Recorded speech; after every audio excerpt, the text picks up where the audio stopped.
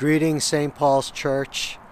I think some of you probably know what the Serenity prayer is, and I want to share with you an alternate version of it, and here's the alternate version.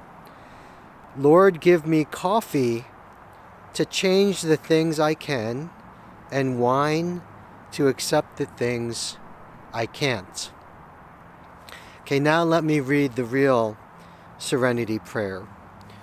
God, grant me serenity to accept the things that cannot be changed, courage to change the things which should be changed, and wisdom to know the difference.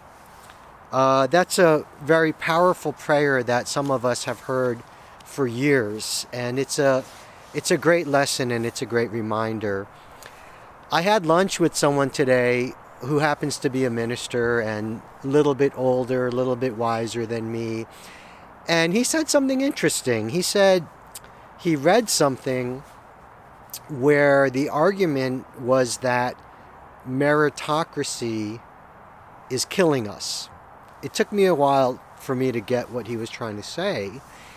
And he was saying people who really believe in meritocracy, they put this pressure on themselves to achieve and to work hard and to be successful.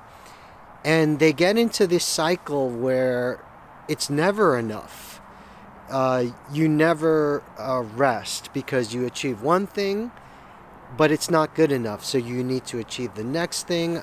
I don't know, young people need to get good grades, go to a good college, get your first job, marry somebody great, have perfect kids, raise them well, and so on and so on. Have the perfect grandkids, make sure they're okay. And it becomes a cycle of people are always, hard work is good, but working so hard and never resting, never being at peace with themselves and who they are and who God created them to be.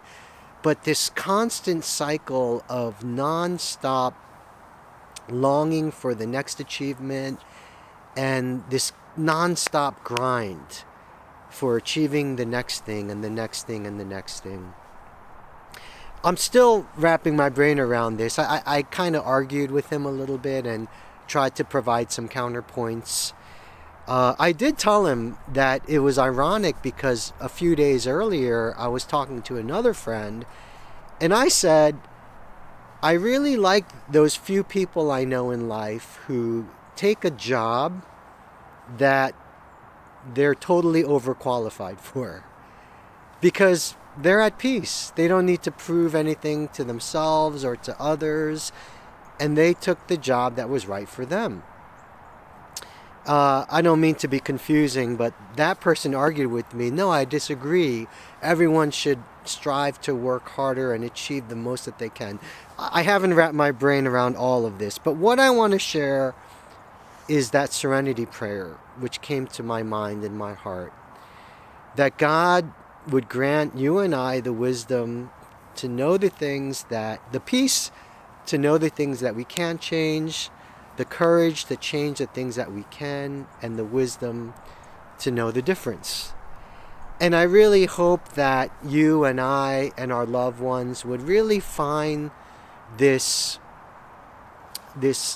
peace and this home in God's hands, that we are where we need to be, that we're doing what we need to be doing, and that there's a sense in which we can have serenity and we could have peace and all of that, the wisdom to know the difference, know when we need to strive harder, know when we need to take a break and rest in God and stop and pause and breathe and not work yourself to death and not take years off your life from all that constant striving.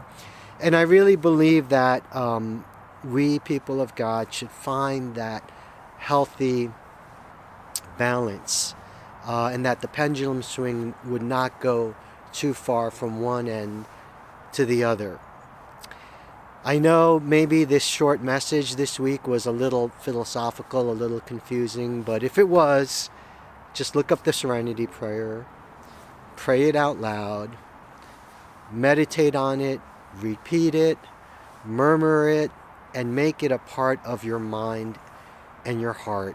And I pray that the Serenity and the Serenity Prayer will become a reality for you and me. Thank you for watching this video, and looking forward to seeing you on Sunday.